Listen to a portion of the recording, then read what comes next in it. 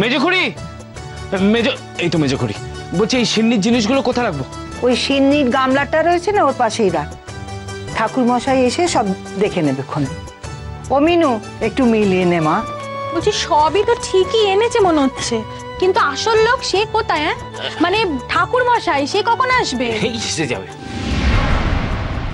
না এলেই পাচ্ছি, হেরেই তো আমায় ওই এসপির পাশে বসে পুজো দিতে হবে। মেজখুড়ির জন্য আমি কিছু বলতেও পারছি না, কিন্তু উনি গেলেন কোথায়? ওরে শেখরটাকে ডাক না। আর ঠাকুর মশাই বা দেরি করছে কেন? আর দেখতে হবে না, ঠাকুর মশাইকে একেবারে ধরে নিয়ে এসেছে শেখরদা। আসো।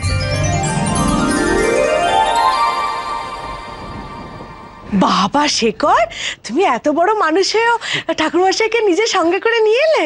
বড় বলতে কি বলতে চাইছো আন্না কাকি? বড় মানুষ মানে তুমি তো আর আগের শেখরটি নেই গো।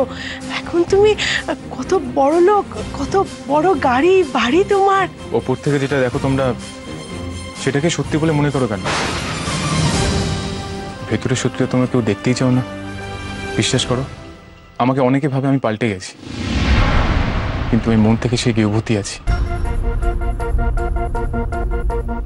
একটুও পাল্টায়নি। আবার দেখো, অন্য কেউ পাল্টেছে বলে যেটা আমি মনে করেছিলাম। ঠাকুরমশাই, পুজোর দেরি হয়ে যাচ্ছে, আপনি শুরু করুন। আচ্ছা ঠাকুরমশাই, যারা পুজো দেবে তারা কোথায় বসবে? এই তো এইখানে বসুন, স্বামী স্ত্রী দুজনে একসঙ্গে বসুন।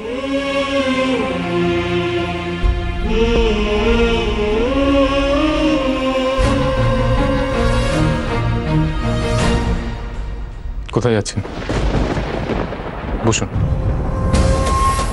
এই জায়গায় তো আপনি ছাড়া কেউ বসতে পারবেন। এই জায়গাটা আপনার জন্যই। বসুন। রুমাল চোর খেলাটা জানে?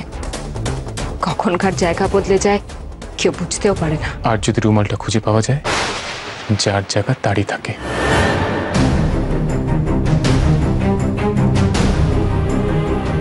আমি আপনার সাথে এই পুজোতে কিছুতেই বসবো না, কিছুতেই না। ও নতুন বউ, তুমি আবার কোথায় যাচ্ছ? না মানে আমি ওই ঘন্টার আর কোষাকুষিটা।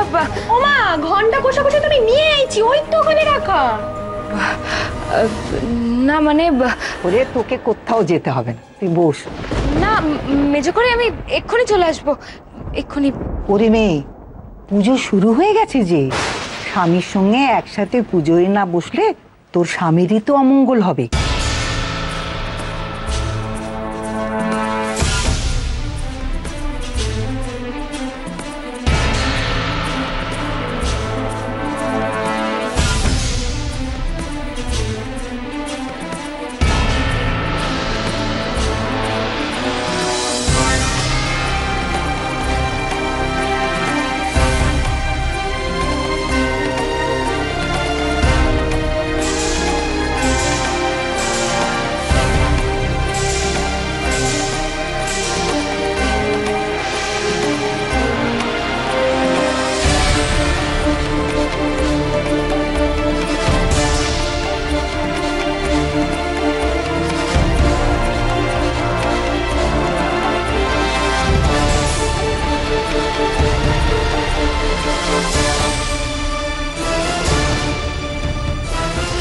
স্বামীর সাথে পুজোয় না বসলে ওনার স্বামীর অমঙ্গল হবে শুনে উনি আমার সাথে পুজোয় বসলেন।